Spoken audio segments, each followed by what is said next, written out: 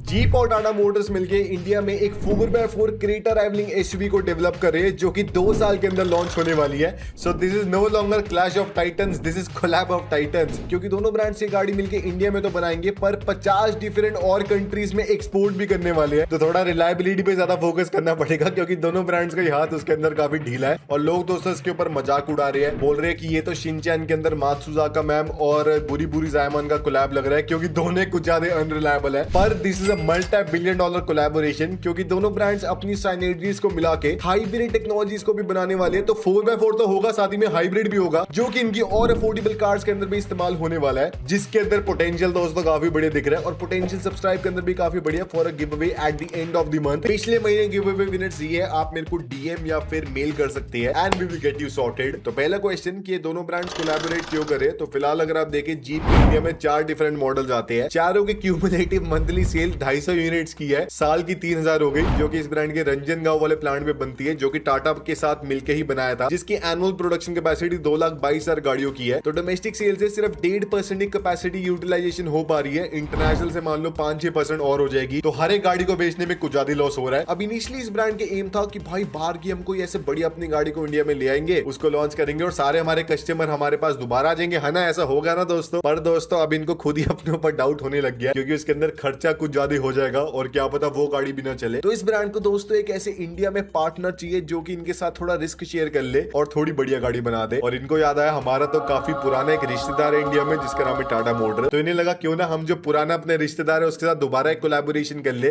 तो टाटा मोटर के साथ अपनी 20वीं एनिवर्सरी ऑफ कोलैबोरेशन के बाद एक नया एमयू साइन कर लिया जिसमें टाटा मोटर इनको अपना प्लेटफॉर्म सप्लाई करेंगे, ये इसका इस्तेमाल करके अपनी एक खुद की गाड़ी बनाएंगे, इंडिया में लोकली बेचेंगे और बाहर 50 और कंट्रीज में एक्सपोर्ट करेंगे। और साथ ही में टाटा मोटर अपना 1.5 लीटर वाला जो टर्बो इंजन है जो कि सीरा, सफारी और हैरियर के पेट्रोल वर्जन्स में इस्तेमाल हो रहा है, वो भी टाटा मोटर इनको देने वाले है क्योंकि इनका फिलहाल कोई भी पेट्रोल इंजन है नहीं मास मार्केट वाले सेगमेंट में और अब पेट्रोल की डोमिनेंस बढ़ रही है। तो प्लेटफॉर्म के लिए टाटा मोटर ने पहले सोचा क्यों ना सफारी का प्लेटफॉर्म दे दे, फिर इनको रियलाइज हुआ हमें तो खुद ही बेकार लगता है, बाहर क्या देंगे। नेक्सन का प्लेटफॉर्म काफी पुराना हो गया है तो इन्होंने अपनी सीरा का एकदम लेटेस्ट आर्गोस प्लेटफॉर्म दे दिया। पहली बात तो क्योंकि ये मॉड्यूलर है तो जीप इसके अंदर चेंजेस करके अपनी गाड़ी को ऐसे को डेवलप कर पाएंगे। साथ ही में इसमें पेट्रोल, हाइब्रिड, इलेक्ट्रिक और डीजल चारों पावर ट्रेन सपोर्टेड है जो कि फिलहाल इंडिया में और कोई भी प्लेटफॉर्म प्रोवाइड कर नहीं सकता, जिसका इस्तेमाल करके जीप कह रहे हैं कि अगले 2 सालों में 1 लाख गाड़ियां लोकली बना देंगे अपने रंजन गांव वाले प्लांट के अंदर, बाहर भी एक्सपोर्ट कर देंगे। साथ ही में दोनों ब्रांड्स मिलकर कैफे 3 नॉर्म से कंपाइल करने के लिए एक हाइब्रिड टेक्नोलॉजी को भी डेवलप कर रहे हैं जो कि अपनी अफोर्डेबल वाली कार्स के अंदर इस्तेमाल कर पाएंगे। अब टाटा मोटर और जीप ये सारी नई टेक्नोलॉजीज को अडॉप्ट कर लेंगे, पर दोस्तों टाटा की इनकंसिस्टेंट आफ्टर सेल सर्विस और जीप की एक्सपेंसिव मेंटेनेंस कॉस्ट के चक्कर में लोग इनकी कार्स को लेने से कतराते हैं। मतलब गाड़ियां बहुत ही ऐसे तगड़ी है, इनके अंदर आपको बढ़िया फीचर्स मिलते हैं पर ये सारी चीजें इनको बैकफायर कर देती है। पर मान लो आपको एक ऑप्शन मिले कि आप गाड़ी ले रहे हो तो गाड़ी को पूरा टेस्ट कर सकते हो, टेस्ट इन द सेंस ऐसे टेस्ट ड्राइव नहीं बल्कि प्रॉपर्ली डेली कम्यूट में टेस्ट करो, अपनी फैमिली को आउटिंग कराओ गाड़ी के अंदर, फिर 30 दिन या फिर 999 किलोमीटर के अंदर अगर आपको सेटिस्फैक्टरी लगती नहीं है गाड़ी तो बस गाड़ी को रिटर्न कर दो and you are good to go. तो हाँ दोस्तों थोड़ा ड्रीमी ऑब्वियसली लग रहा है पर काश 24 अब ये रियल लाइफ के अंदर प्रोवाइड कर रहा है, नाउ दैट इज कूल। अब दूसरा जनरली यूज कार्स के अंदर बड़ा कंसर्न होता है उनकी रिपेयर कॉस्ट के ऊपर क्योंकि जनरली सबसे expensive repair cost drive train, transmission और इंजन के रिलेटेड होती है। काश 24 गाड़ी के critical parts for example drive train, engine और ट्रांसमिशन के ऊपर लाइफ टाइम वारंटी प्रोवाइड कर रहा है। तो अगर आपको गाड़ी पसंद नहीं आती आप गाड़ी को रिटर्न कर लो, अगर आपकी गाड़ी की मेजर कंपोनेंट्स के ऊपर दिक्कत आती है तो आपको लाइफ टाइम वारंटी तो मिल ही रही है। और मैं आपको अपने पर्सनल एक्सपीरियंस से बता रहा हूं यूज्ड कार्स में मेन चीज ये नहीं होती कि कौन सस्ती गाड़ी प्रोवाइड कर रहा है बल्कि कौन ज्यादा कॉन्फिडेंस प्रोवाइड कर पा रहा है। और ये 30 डे रिटर्न पॉलिसी और life time warranty on critical parts के साथ आपको कॉन्फिडेंस एकदम बूस्ट होने वाला है क्योंकि यहीं पे मेजरली दिक्कत आती है। तो अगर आप भी एक यूज कार खरीदने का सोच रहे हो तो काश 24 का लिंक डिस्क्रिप्शन में, अभी जाके इनकी इन्वेंटरी को चेकआउट करो, काफी बढ़िया बढ़िया आपको ऑप्शंस मिलने वाले हैं और बढ़िया अपनी न्यू यूज कार को परचेज करो with more confidence as compare to even a new car. अब सेकंड पार्ट में वीडियो की कि दोनों ब्रांड्स का बेनिफिट क्या है ये कोलैबोरेशन करके, तो जीप के मेजरली 4 बेनिफिट्स है, टाटा मोटर का मेजरली एक बेनिफिट है जो कि उनके सारे बेनिफिट्स को टेक ओवर कर सकता है। जीप का पहला बेनिफिट है कि इनिशियली उनका प्लान कि अपने STLA प्लेटफॉर्म के ऊपर बेस्ड नई वाली कंपस को इंडिया में लॉन्च करते हैं, पर कैलकुलेशंस करने में पता चला अपने प्लांट की ऑलमोस्ट $1 बिलियन की रीटूलिंग करनी पड़ेगी इस गाड़ी को लोकली बनाने के लिए, जो कि इस ब्रांड को उम्मीद नहीं थी कि इंडिया में रिकवर अफोर्ड हो पाएगा, क्योंकि उससे इस गाड़ी का प्राइस ऑलमोस्ट 50 लाख का हो जाएगा इंडिया में। उतने प्राइस में बंदा BMW X1 खरीदेगा,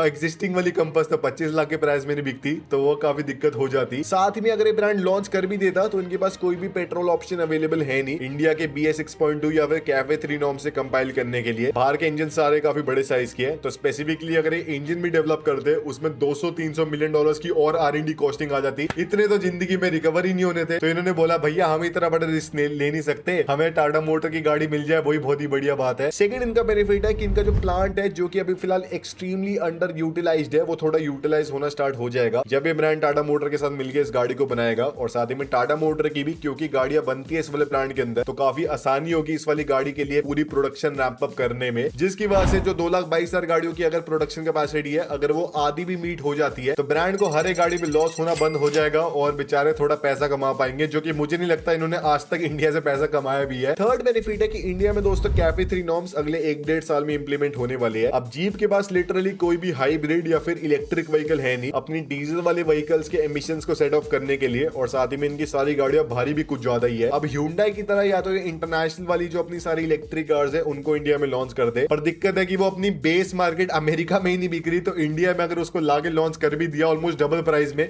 उसने बिकना है नहीं, खर्चा उल्टा और हो जाएगा, तो वो भी कोई दोस्तों फायदा नहीं है। और इस ब्रांड पे पेनल्टीज कुछ ज्यादा लगने वाली अगले 1-1.5 साल में, क्योंकि सारी डीजल वाली पोल्यूशन फैलाने वाली गाड़ी है। तो अगर ये ब्रांड टाटा मोटर के साथ मिलकर एक हाइब्रिड पावर ट्रेन को डेवलप करता है लोकली इंडिया में, जिसमें R&D कॉस्टिंग भी कम होगी, तो उससे दोस्तों ये छोटी गाड़ी बना पाएगा, जिससे कैफे 3 की पेनल्टी सेट ऑफ हो जाएगी और थोड़ा ब्रांड पैसा कमा पाएगा। चौथा दोस्तों बेनिफिट है कि ये टाटा की जो सियरा का प्लेटफॉर्म है आर्गोस वाला, वो काफी मॉड्यूलर है, मतलब वो एक्सपैंड और कॉन्ट्रैक्ट होता है, उसके अंदर चारों पावर ट्रेन सपोर्टेड है, तो जीप जैसा मर्जी उसको चेंज करना चाहे अपने हिसाब से कर सकती है और अपनी गाड़ी को बना सकती है। एक तो इससे कॉस्ट उनकी दोबारा R&D में और कम आने वाली है, मतलब प्लेटफॉर्म के बाद भी R&D कॉस्ट और कम आने वाली है। साथ में क्योंकि सारे उनके पास इंजन और पावर ट्रेन के ऑप्शंस अवेलेबल है, तो इसलिए उन्हें ऐसा नहीं है कि स्पेसिफिकली एक सिंगल पावर ट्रेन के लिए गाड़ी को बनाना है, तो उनके पास एकदम खुले हाथ है, जो तुम्हें बनाना है बनाओ, you have a completely open canvas, you just have to fill it. पर वही टाटा मोटर का दोस्तों इसमें सबसे बड़ा बेनिफिट है कि उनकी कैपेसिटी यूटिलाइजेशन भी और बढ़िया हो जाएगी, क्योंकि इस वाले कॉन्ट्रैक्ट के अंदर टाटा मोटर सिर्फ अपनी गाड़ी के प्लेटफॉर्म को सप्लाई कर देंगे जीप को, बाकी उसके ऊपर उन्हें कोई भी छेड़ाखानी करनी है, कोई भी डिजाइनिंग करनी है, कुछ भी उन्हें लगाना है, वो सारी जीप की दोस्तों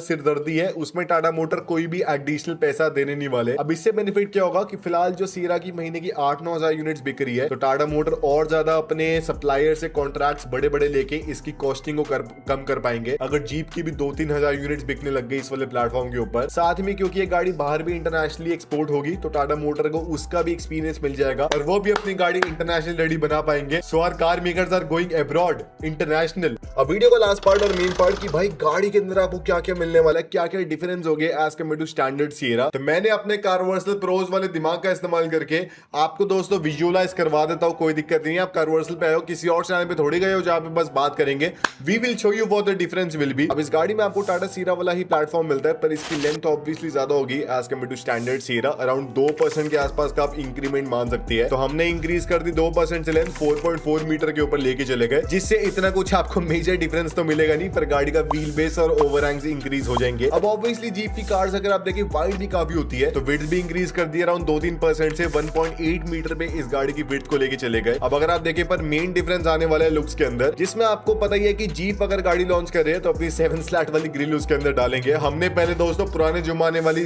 ग्रिल डाल दी जीप की 7 स्लैट वाली, जो कि भद्दी लग रही है, ऐसा लग रहा है ब्रेजा की वो करोल बाग वाली ग्रिल लगा दी, पर दोस्तों बाद में फिर छोटी वाली ग्रिल डाल दी जीप की, जो कि वो नई वाली कार्स में इस्तेमाल कर रहे हैं। और लाइट्स के अंदर जीप वही फॉर्मेट इस्तेमाल कर रहे हैं, डुअल सेटअप वाला, वही हमने इस गाड़ी में डाल दिया। अब अगर आप देखें बम्पर को भी थोड़ा दोस्तों ऑफरोडिंग ओरिएंटेड बनाना पड़ेगा, तो वो भी दोस्तों थोड़ा ऑफरोडिंग ओरिएंटेड बम्पर डाल दिया, और अगर आप देखें फ्रंट से अच्छी लग रही है लुक, हमारी मेहनत में दोस्तों कमी नहीं है। अब साइड में अगर आप देखें स्टैंडर्ड सियरा थोड़ी ऐसे सिटी ओरिएंटेड लगती है, क्योंकि इसमें से शाइनी सी क्लैडिंग वगैरह शाइनी सी गाड़ी है, पर जीप है दोस्तों ऑफरोडिंग ओरिएंटेड, तो क्लैडिंग को सारा ऐसे मैट कर दिया, छत के ऊपर रूफ रेल्स डाल दिए और क्वार्टर ग्लास को थोड़ा और बॉक्सी बना दिया, बड़ा बना दिया, और ऑफरोडिंग ओरिएंटेड व्हील्स और टायर्स डाल दी, जिससे दोस्तों थोड़ी कूल तो लग रही है गाड़ी, आप उसमें मना नहीं कर सकते। और पीछे जहाँ पे आपको सियरा में ऐसे कनेक्टेड वाली टेल लाइट्स मिलती है, एकदम बॉक्सी लुक्स मिलती है, इसमें दोस्तों हमने थोड़ी ऐसे वाली लुक्स डाल दी, जो कि जीप की स्टैंडर्ड है। इसमें ऐसे दो आपको सेपरेट टेल लाइट्स मिलती है बॉक्सी वाली, और आपको डिफ्यूजर भी थोड़ा मोटा मिलता है पहले से। तो गाड़ी अगर आप देखें दोस्तों बुरी नहीं लग रही, कोई बंदा मेरे को ये नहीं बोल सकता कि this is a bad looking car, Harsh Babbar ने कमी रखी है इसके अंदर। अब इंटीरियर में टाटा सियरा में आपको थोड़ी ऐसे लग्जरी स्लैश टेक्नोलॉजी वाली फील मिलती है। इस गाड़ी में आपको क्वालिटी स्लैश ऑफ रोडिंग वाली मिलेगी, तो मिनिमलिज्म थोड़ा बहुत इंक्रीज करेंगे। जैसे आपको डैशबोर्ड में सिंगल स्क्रीन मिलने वाली है, इंस्ट्रूमेंट क्लस्टर पूरा डिजिटल आएगा, सेंटर कंसोल में थोड़े ऑफ रोडिंग वाले मोड्स आएंगे, साथ ही में आपको 1.5 लीटर का इंजन मिलेगा जो कि टाटा की सीरा के अंदर ऑलरेडी आ रहा है। पर दोस्तों आपको 4x4 का एक्सेस मिलने वाला है इस गाड़ी के अंदर, और साथ ही में आपको ऑफ रोडिंग वाले मोड्स मिलेंगे जो कि इस गाड़ी को रियल में डिफरेंशिएट करेगी अपने सेगमेंट के अंदर। और प्रॉपर 4x4 आने वाला दोस्तों, क्योंकि जीप ऐसा नहीं है कि वो चोमू मारुति वाला ऐसे छोटी मोटर लगा के दे दे। अब इससे दोस्तों क्या है, इस गाड़ी का टाइम एक तो काफी डिफरेंट होने वाला है। साथ ही में जहाँ पे सेरा अराउंड 11 लाख रुपए एक शोरूम से स्टार्ट होती है, जीप इस गाड़ी को 13-14 लाख रुपए एक शोरूम से स्टार्ट कर सकते हैं, क्योंकि वो एक प्रीमियम ब्रांड भी है और इसको इंडिया से बना के बाहर भी एक्सपोर्ट करने वाले हैं। मैं दोस्तों इस गाड़ी के लिए बहुत ही एक्साइटेड हूँ। आप बताना आपको क्या फील है इस गाड़ी के ऊपर। और ये था आज की वीडियो में। अगर आपको पसंद है लाइक शेयर सब्सक्राइब कर देना। Car Vercel go for give away at the end of the month.